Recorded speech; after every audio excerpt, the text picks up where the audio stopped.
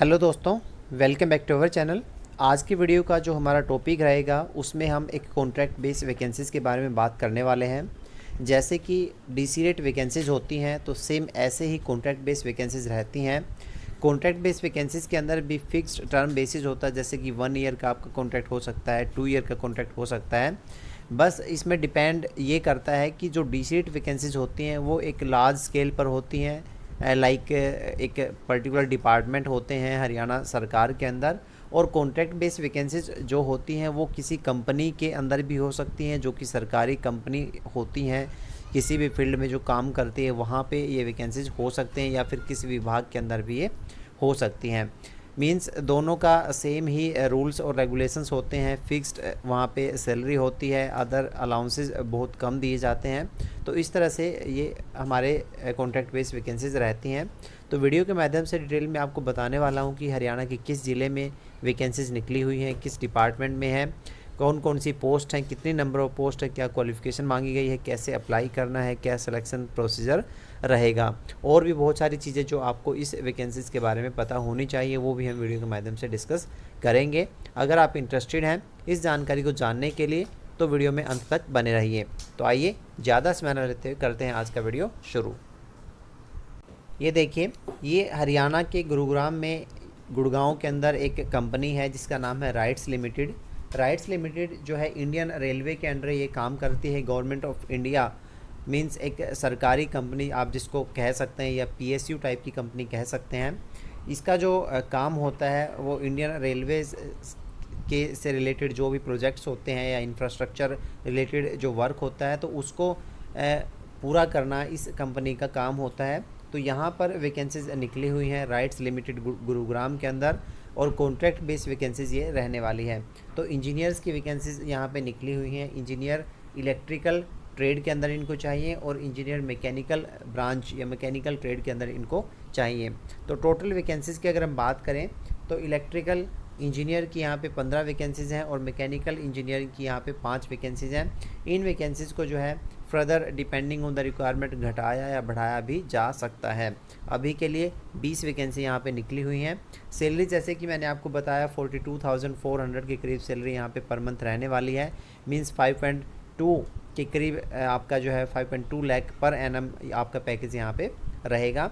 और ये इनको ये जो वैकेंसीज इन्होंने निकाली हैं वो निकाली है इन्होंने 1 ईयर के कॉन्ट्रैक्ट पीरियड के लिए, यानी कि 1 साल का कॉन्ट्रैक्ट पीरियड यहाँ पे रहने वाला है। फर्दर इसको एक्सटेंड किया जा सकता है, अगर प्रोजेक्ट्स वहाँ पे कंप्लीशन नहीं होते तो इसको एक्सटेंड भी कर दिया जाता है। ठीक है, तो इसमें जो क्वालिफ़िकेशन मांगी गई है BE BTech BSc engineering degree in electrical and electronics engineer. ठीक है, ग्रेजुएशन अगर आपने की हुई है इलेक्ट्रिकल ट्रेड में या इलेक्ट्रिकल एंड इलेक्ट्रॉनिक्स इंजीनियरिंग में तो आप डेफिनेटली अप्लाई कर सकते हैं।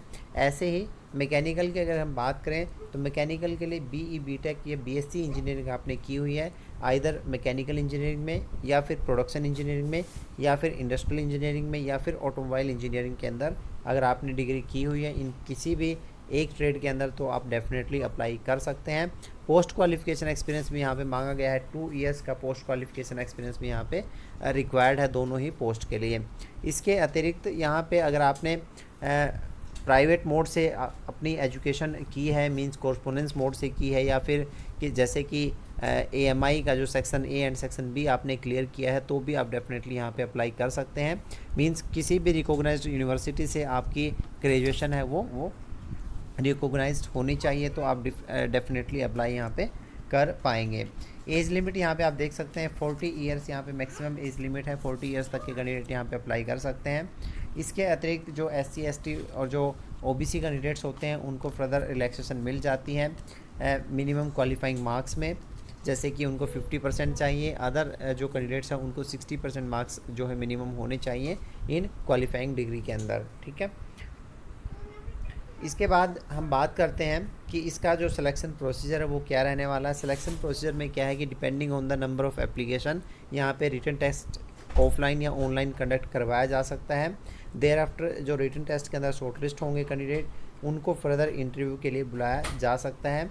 और अभी ये कंफर्म नहीं है रिटन टेस्ट का, अगर एप्लीकेशंस ज़्यादा आते हैं तो ही रिटन टेस्ट को कंडक्ट वहाँ पे करवाया जाएगा। ठीक है, और मिनिमम 50% मार्क्स आने चाहिए रिटन टेस्ट के अंदर एंड मिनिमम 60% मार्क्स आने चाहिए इन इंटरव्यू के अंदर, ठीक है, after that the written test. Nature and period of engagement, जैसे कि मैंने आपको बताया 1 ईयर का टाइम पीरियड यहाँ पे रहेगा कॉन्ट्रैक्ट बेसिस का, जो कि एक्सटेंडेबल है until completion of the assignment, ठीक है। सैलरी स्ट्रक्चर आप देख सकते हैं, 23,340 रुपये बेसिक होगी यहाँ पे, प्लस 70% यहाँ पे अलाउंसेज होंगे। तो इस तरह से कुल मिलाकर 42,478 रुपये आपको सैलरी यहाँ पे मिलेगी पर मंथ, जो कि CTC बनता है आपका 5.09 लाख पर एनम, ठीक है। यहाँ पे एप्लीकेशन फ़ीस भी दी गई है। एप्लीकेशन फ़ीस जनरल और OBC कैंडिडेट्स के लिए 600 प्लस टैक्सेस हैं। EWS SC ST कैटेगरीज के लिए 300 प्लस एप्लीकेबल टैक्सेस, ये आपकी जो है यहाँ पे फ़ीस रहने वाली है। अब हम बात करते हैं कि अप्लाई कैसे करना है।